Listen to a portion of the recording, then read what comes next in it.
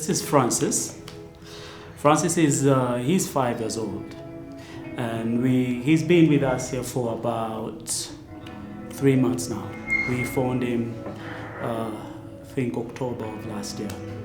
It was about 5 hours, 5 hours ride on the bike into the village where he was staying.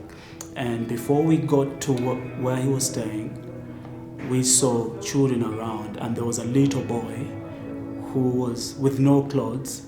He was put down on the wall on the grass-thatched house. We sat down and I asked the people around if there is anybody who was responsible, and they told me it was just the community. So every morning for about 6 months, they would put Francis out in the morning, and they would give him a plate with a boiled cassava on it. When I found him, his fingers and feet, his fingers had all been eaten up with jiggers, and his feet has all been eaten up with jiggers. Normally, we don't, usually with cases like that, we take protocol of finding out the LC. We don't want to just take a child in just in case something happens along the road.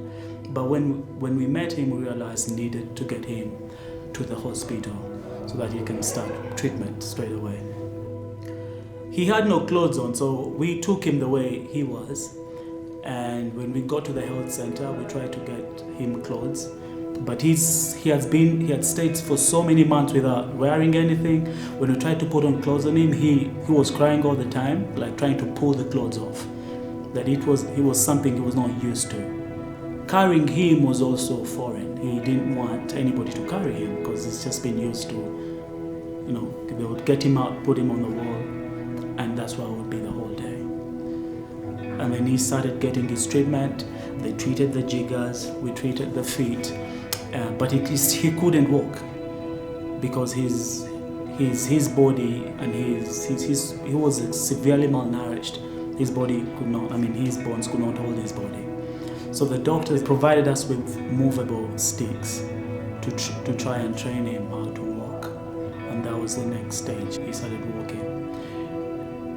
And what was also really interesting with Francis, that his situation, so there's so many people that started coming to the health center to ask, because they had known him. They were asking, we used to see this boy, and who are the people doing this? And they saw us spending time praying with him. They started coming every day to pray with Francis, to pray for him. And it was amazing to see how, God was using Francis' situation to even bring the adults to himself.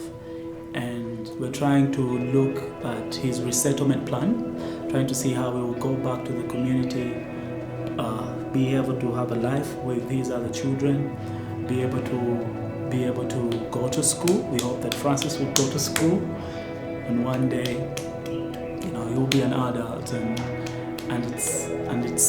it's amazing. He's learning now how to sing. He can sing Jesus loves me. He's learning how to speak. He says thank you. He says I'm fine. I say, Francis, how are you? Francis, how are you?